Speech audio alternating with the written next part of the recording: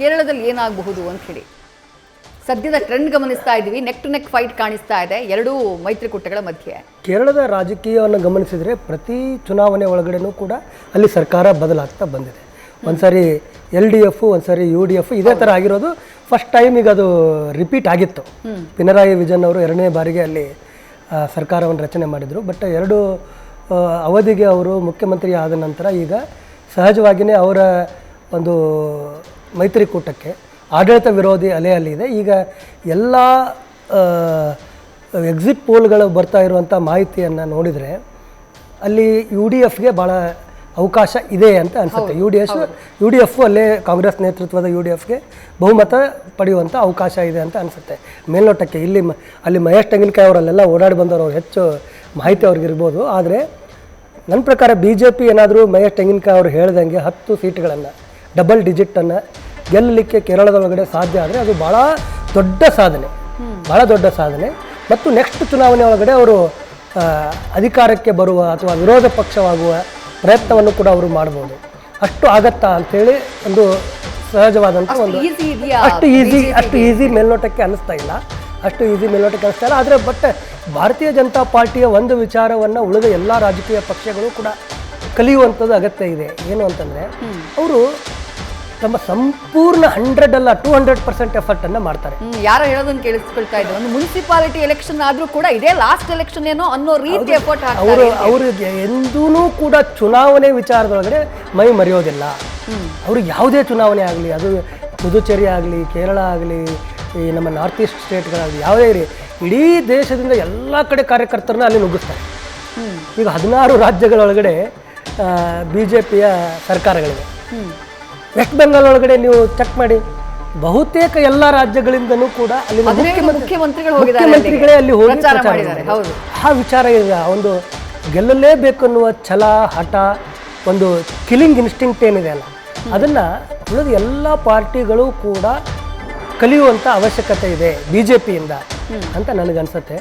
ಕೇರಳದೊಳಗಡೆ ಅವ್ರಿಗೆ ಗೊತ್ತಿದೆ BJP ಸಹಜವಾಗಿ ಅವರು ನಾವು ಹೆಚ್ಚು ಸ್ಥಾನಗಳನ್ನು ಗೆಲ್ತೀವಿ ಅಥವಾ ಏನೋ ಅಧಿಕಾರಕ್ಕೆ ಬರ್ತೀವಿ ಅಂತ ಹೇಳ್ತಾ ಇಲ್ಲ, ಆದರೆ ಹೆಚ್ಚು ಸ್ಥಾನಗಳನ್ನು ಗೆಲ್ತೀವಿ ಅಂತ ಅವ್ರು ಹೇಳ್ತಾ ಇದ್ದಾರೆ. ಆದರೆ ವಾಸ್ತವದೊಳಗಡೆ ಅಲ್ಲಿ ಫೈಟ್ ಇರೋದೇ UDF ಮತ್ತು LDF ನಡುವೆ ಅನ್ನೋದು ಕೂಡ BJP ನಾಯಕರುಗಳಿಗೆ ಎಲ್ಲರಿಗೂ ಗೊತ್ತಿದೆ.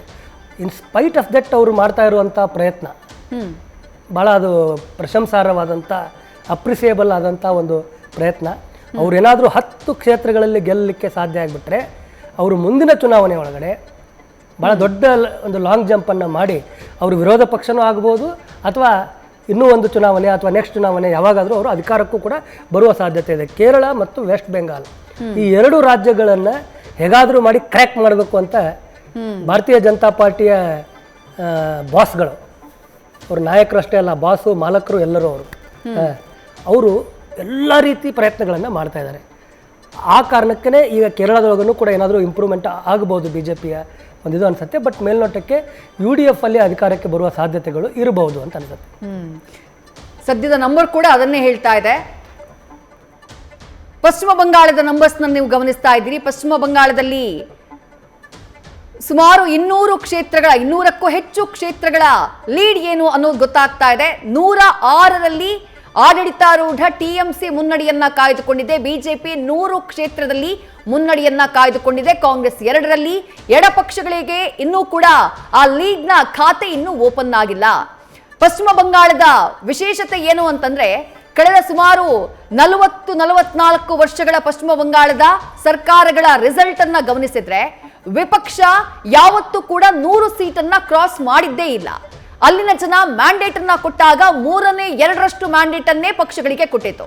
ಅದು ಎಡಪಕ್ಷಗಳಿದ್ದಾಗಲೂ ಕೂಡ ಅಷ್ಟೇ ದೊಡ್ಡ ಪ್ರಮಾಣದಲ್ಲಿ ಗೆಲುವನ್ನ ಕೊಡ್ತಾ ಇದ್ರು. ಒಂದೇ ಒನ್ ಸೈಡೆಡ್ ಆಗಿ ರಿಸಲ್ಟ್ ಬರೋದು ಪಶ್ಚಿಮ ಬಂಗಾಳದಲ್ಲಿ ಸಾಮಾನ್ಯವಾಗಿ.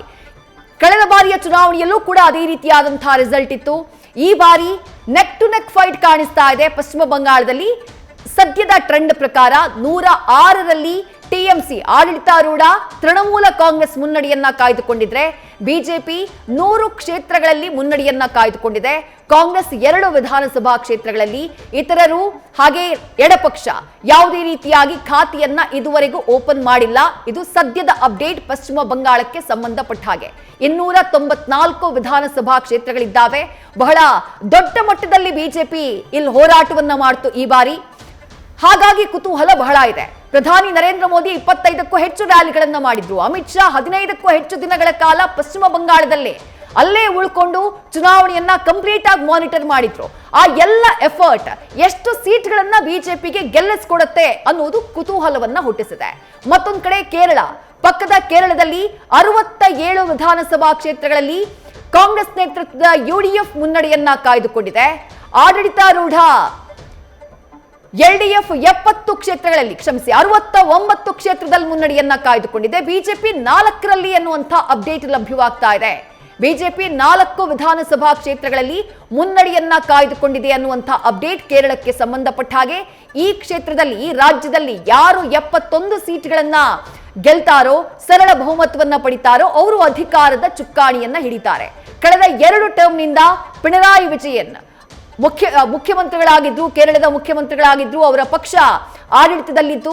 ಈ ಬಾರಿ ಯುಡಿಎಫ್ ಅದನ್ನ ಕ್ರಾಕ್ ಮಾಡುವಂತಹ ಕೆಲಸ ಮಾಡುತ್ತಾ ಬಹುತೇಕ ಸಮೀಕ್ಷೆಗಳು ಯುಡಿಎಫ್ ಸರ್ಕಾರವನ್ನ ರಚನೆ ಮಾಡುತ್ತೆ ಅಂತ ಹೇಳ್ತಾ ಇದೆ. ಬಟ್ ಆರಂಭಿಕ trend neck to neck fight ಕಾಣಿಸ್ತಾ ಇದೆ ಎಲ್ಡಿಎಫ್ ಹಾಗೆ ಯುಡಿಎಫ್ ನ ಮಧ್ಯೆ.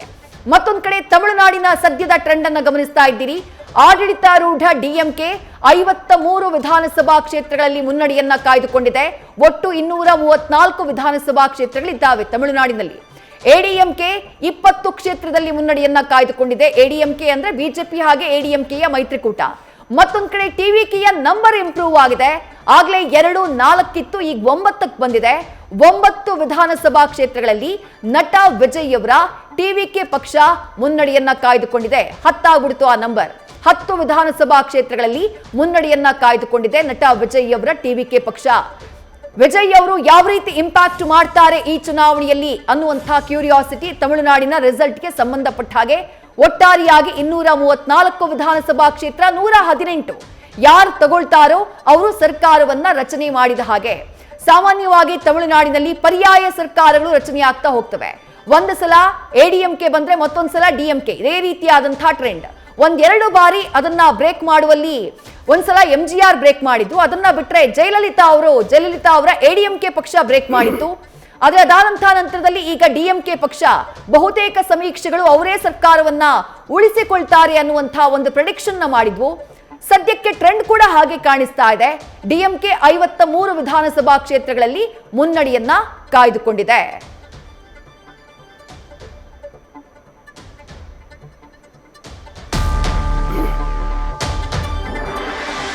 ಬಾಗಲಕೋಟೆಯಲ್ಲಿ ಇನ್ನೂ ಕೂಡ ಮತ ಎಣಿಕೆ ಆರಂಭವಾಗಿಲ್ಲ. ಬೈ ಎಲೆಕ್ಷನ್ ನಡೀತಾ ಇರುವಂತಹ ಬಾಗಲಕೋಟೆಯಲ್ಲಿ ಅಂಚೆ ಮತಗಳ ಎಣಿಕೆ ವಿಳಂಬವಾಗಿದೆ.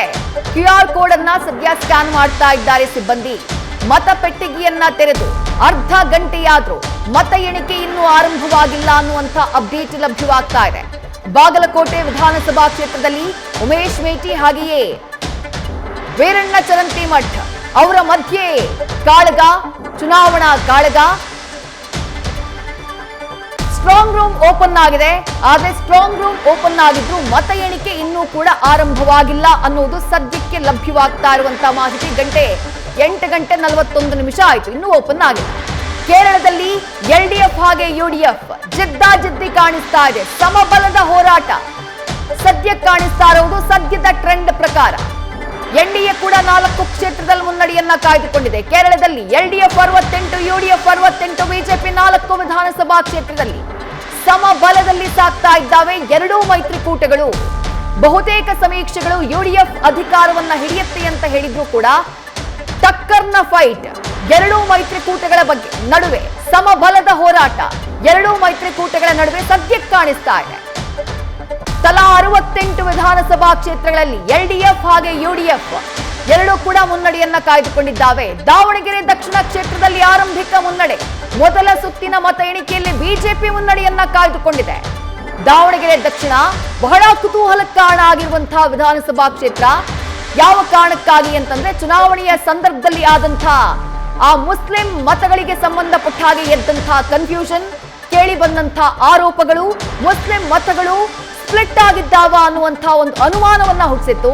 ಸದ್ಯ ಮೊದಲ ಸುತ್ತಿನ ಮತ ಎಣಿಕೆಯಲ್ಲಿ ಬಿಜೆಪಿಯ ಅಭ್ಯರ್ಥಿ ಮುನ್ನಡೆಯನ್ನ ಕಾಯ್ದುಕೊಂಡಿದ್ದಾರೆ ಎನ್ನುವಂತ ಅಪ್ಡೇಟ್ ಲಭ್ಯವಾಗ್ತಾ ಇದೆ. ಸಮರ್ಥ ಶಾಮನೂರು ಕಾಂಗ್ರೆಸ್ನ ಅಭ್ಯರ್ಥಿ, ಅವರ ವಿರುದ್ಧ ಬಿಜೆಪಿ ಅಭ್ಯರ್ಥಿ ಶ್ರೀನಿವಾಸ್ ದಾಸ್ ಕರಿಯಪ್ಪ ಅವರು ಮುನ್ನಡೆಯನ್ನ ಕಾಯ್ದುಕೊಂಡಿದ್ದಾರೆ ಎನ್ನುವಂತ ಅಪ್ಡೇಟ್ ಲಭ್ಯವಾಗ್ತಾ ಇದೆ. ದಾವಣಗೆರೆ ದಕ್ಷಿಣ ವಿಧಾನಸಭಾ ಕ್ಷೇತ್ರ ಅಭ್ಯರ್ಥಿಯ ಘೋಷಣೆಯ ಸಂದರ್ಭದಲ್ಲೂ ಹೈಡ್ರಾಮಾಗೆ ಸಾಕ್ಷಿಯಾಯಿತು. ಚುನಾವಣೆ ಮುಗಿದಂತ ನಂತರದಲ್ಲೂ ಸಾಕಷ್ಟು ರಾಜಕೀಯ ಬೆಳವಣಿಗೆಗಳು ನಡೆದುಬಿಟ್ವು. ಬಣ ರಾಜಕೀಯಕ್ಕೆ ಕಾರಣ ಆಗ್ಬಿಡ್ತು ಅಥವಾ ಬಣ ರಾಜಕೀಯಕ್ಕೆ ಸಾಕ್ಷಿ ಆಗ್ಬಿಟ್ಟಿತ್ತು ದಾವಣಗೆರೆ ದಕ್ಷಿಣ ವಿಧಾನಸಭಾ ಕ್ಷೇತ್ರದ ಬೈ ಎಲೆಕ್ಷನ್. ಸದ್ಯ ಮೊದಲ ಸುತ್ತಿನ ಮತ ಎಣಿಕೆ ಕಾರ್ಯ ನಡೀತಾ ಇದೆ. ಮೊದಲ ಸುತ್ತಿನಲ್ಲಿ ಬಿಜೆಪಿ ಮುನ್ನಡೆಯನ್ನ ಕಾಯ್ದುಕೊಂಡಿದೆ ಅನ್ನುವಂಥ ಅಪ್ಡೇಟ್ ಲಭ್ಯವಾಗ್ತಿದೆ.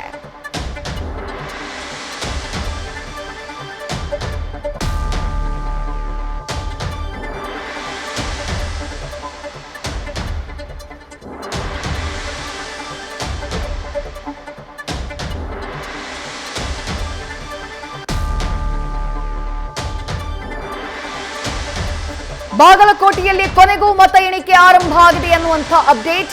ಬಾಗಲಕೋಟೆಯಲ್ಲಿ ಇವಿಎಂ ಮತಗಳ ಎಣಿಕೆ ಕಾರ್ಯವನ್ನ ಆರಂಭ ಮಾಡಿದ್ದಾರೆ. 40 ನಿಮಿಷ ತಡವಾಗಿ ಮತ ಎಣಿಕೆ ಕಾರ್ಯ ಶುರುವಾಗಿದೆ. 8 ಗಂಟೆಗೆ ಮತ ಎಣಿಕೆ ಆರಂಭ ಆಗಬೇಕಾಗಿತ್ತು. ಆದರೆ QR ಕೋಡ್ ಸ್ಕ್ಯಾನು ಮತ್ತೊಂದು ಒಂದಿಷ್ಟು ಸಮಸ್ಯೆಗಳ ನಂತರದಲ್ಲಿ ಈಗ ಫೈನಲಿ ಮತ ಎಣಿಕೆ ಕಾರ್ಯ ಆರಂಭ ಆಗಿದೆ. 40 ನಿಮಿಷ ತಡವಾಗಿ ಬಾಗಲಕೋಟೆಯಲ್ಲಿ ಮತ ಎಣಿಕೆ ಕಾರ್ಯ ಆರಂಭವಾಗಿದೆ ಎನ್ನುವಂಥ ಅಪ್ಡೇಟ್ ಲಭ್ಯವಾಗ್ತಾ ಇದೆ.